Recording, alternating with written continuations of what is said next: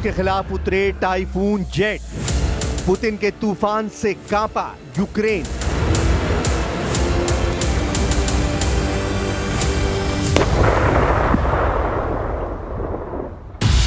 रूस यूक्रेन जंग को 1275 दिन से ज्यादा हो चुके हैं, लेकिन अभी तक रूस यूक्रेन के बीच ना तो कोई समझौता हुआ है और ना ही युद्ध विराम हो पाया है।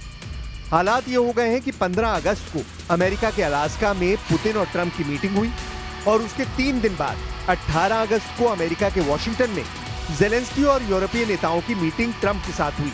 लेकिन किसी भी मीटिंग में रूस यूक्रेन युद्ध को रोकने पर सहमति नहीं बन पाई है। इधर युद्ध पर करीब से नजर रखने वाले युद्ध विशेषज्ञों का दावा है कि रूस यूक्रेन जंग अब तीसरे विश्व युद्ध की तरफ जा चुकी है और यही वजह है कि पहले नेटो देश पोलैंड में एक भीषण रहस्यमयी धमाका हुआ है और उसके बाद अब नेटो देश रोमानिया ने रूस के खिलाफ अपने टाइफून जेट उतार दिए हैं। दावा किया जा रहा है कि कई यूरोपीय और नेटो देशों को लगने लगा है कि रूस यूक्रेन के साथ साथ करीबी नेटो देशों पर हमला कर सकता है। ये हालात क्यों बन रहे हैं और कैसे बन रहे हैं, इसे समझने की जरूरत है। यूक्रेन किसी भी कीमत पर अपनी 1 इंच जमीन भी रूस को नहीं देना चाहता, जबकि रूस यूक्रेन के पूरे डॉनबास इलाके पर कब्जा चाहता है, जो लाखों वर्ग किलोमीटर में फैला हुआ है।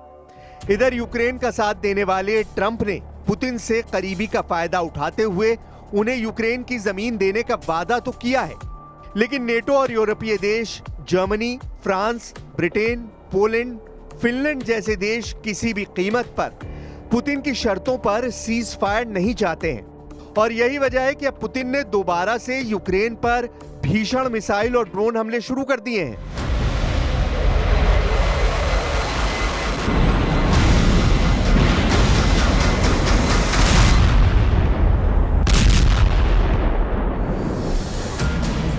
रूस के खिलाफ उतारे नेटो ने टाइफून जेट।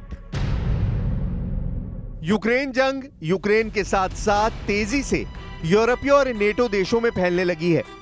इसका सबसे बड़ा सबूत नेटो देश रोमानिया से सामने आ रहा है, जहां दर्जनों टाइफून जेट को रूसी सेना से निपटने के लिए उतार दिया गया है।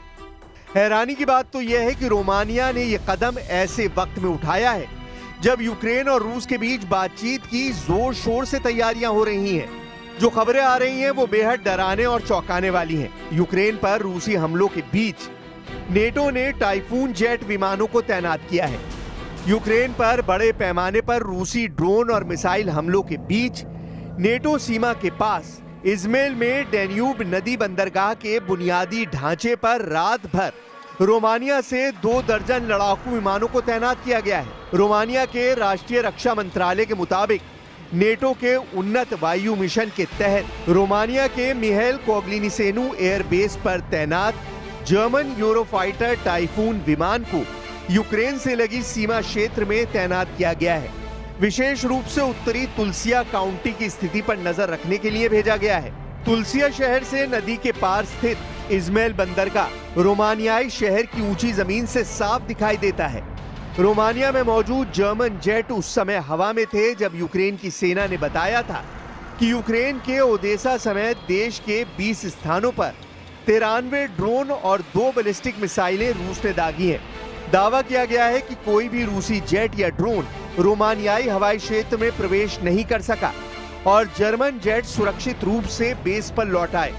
ये घटना साबित करती है कि अब रूस के खिलाफ नेटो देश भी जंग में सीधे उतरने की कोशिश करने लगे हैं।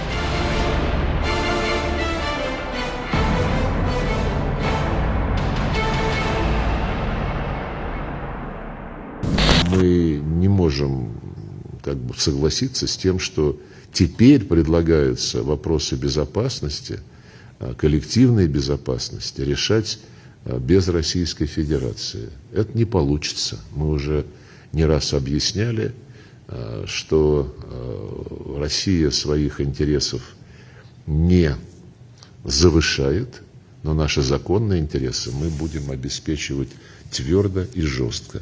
И я уверен, что на Западе, прежде всего в Соединенных Штатах, прекрасно понимают, что всерьез обсуждать вопросы обеспечения безопасности без Российской Федерации – это утопия, это путь в никуда.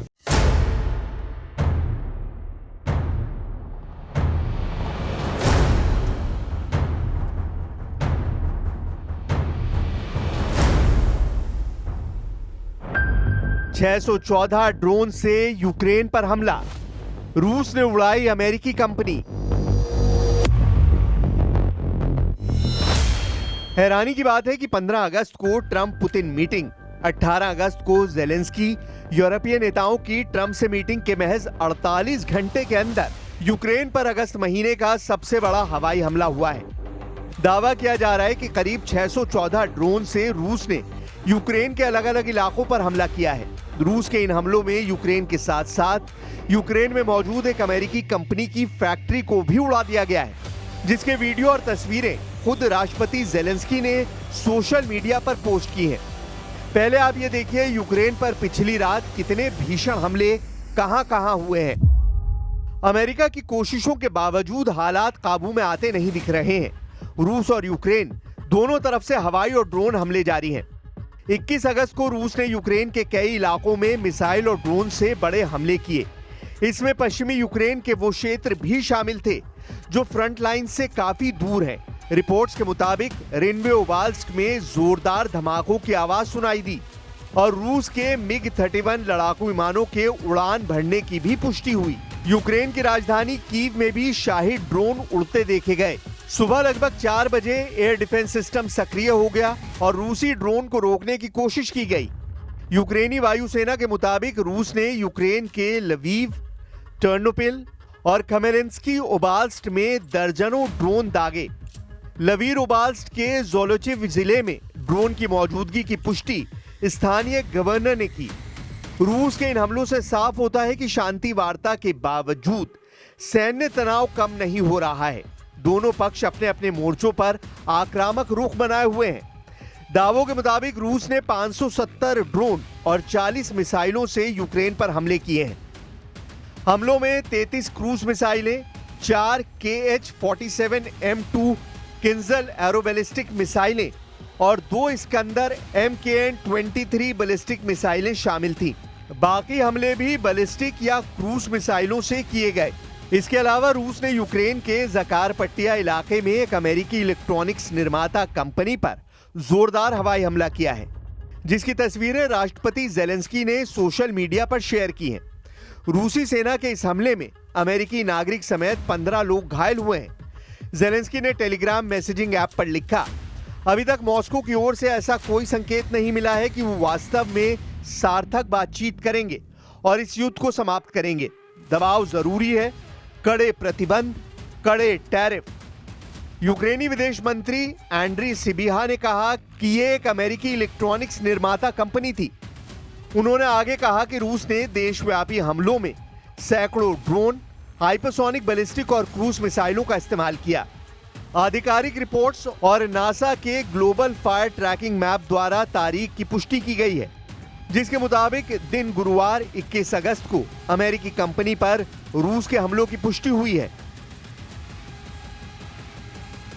Украинский режим, его представители комментируют нынешнюю ситуацию весьма специфическим образом, прямо показывая, что они не заинтересованы в устойчивом, справедливом, долгосрочном урегулировании.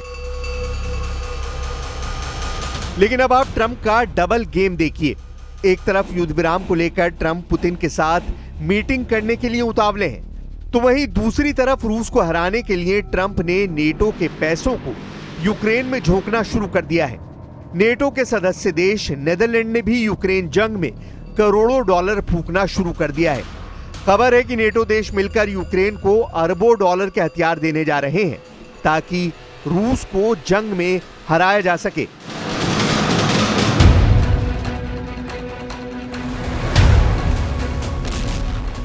फिलहाल नेटो के सदस्य देशों में से एक नेदरलैंड ने यूक्रेन के लिए अमेरिकी हथियार खरीदने के लिए 500 मिलियन यूरो यानी लगभग 4,500 करोड़ रुपए देगा।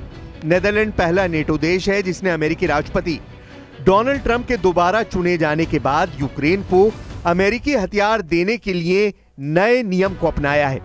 24 फरवरी 2022 को रूस द्वारा यूक्रेन पर बड़े हमले के बाद से अमेरिका यूक्रेन का सबसे बड़ा समर्थक बनकर उभरा है। सिर्फ बातों में नहीं बल्कि पैसों और हथियारों में भी।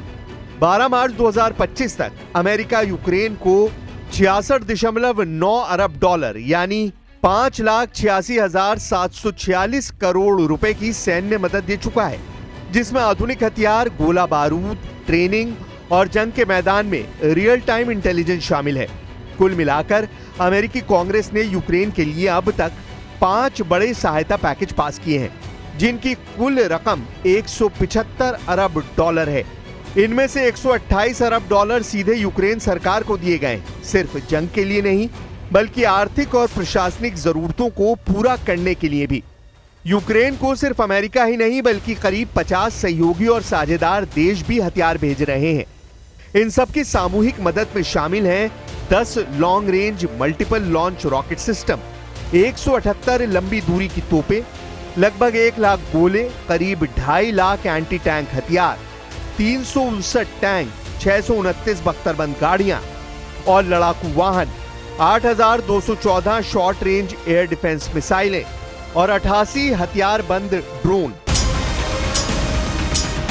जो हालात बन रहे हैं उनके मुताबिक अब यूक्रेन और यूरोप के भविष्य का फैसला जंग से ही होगा। आप पुतिन के खौफनाक इरादों का इसी से अंदाजा लगा सकते हैं कि एक तरफ यूक्रेन ने अमेरिका में बने F-16 जेट और फ्रांस से मिले मिराज 2000 जेट से रूस के कम से कम 11 सैन्य ठिकानों पर हमले किए हैं। वहीं दूसरी तरफ रूस के सुखोई और मिग सीरीज के 200 से ज्यादा लड़ाकू विमानों ने यूक्रेन के खार्किव, सूमे, कीव के बाहरी इलाकों पर बेतहाशा हवाई हमले किए हैं। दावा किया जा रहा है कि पुतिन इस वक्त जो जंग कर रहे हैं वो यूक्रेन को ध्यान में रखकर नहीं कर रहे, बल्कि फ्रांस, ब्रिटेन और यूरोप और नेटो देशों को टारगेट करके कर रहे हैं। कुछ खबरों में दावा किया गया है कि यूरोपियन यूनियन और नेटो देश चाहते हैं कि अगर रूस के सैन्य ठिकानों को हवाई हमलों से तबाह कर लिया तो फिर रूस को काबू करना आसान हो जाएगा, जबकि पुतिन की रूसी सेना इस वक्त जमीन से लेकर आसमान तक यूक्रेनी सेना के चीथड़े उड़ाने में लगी है।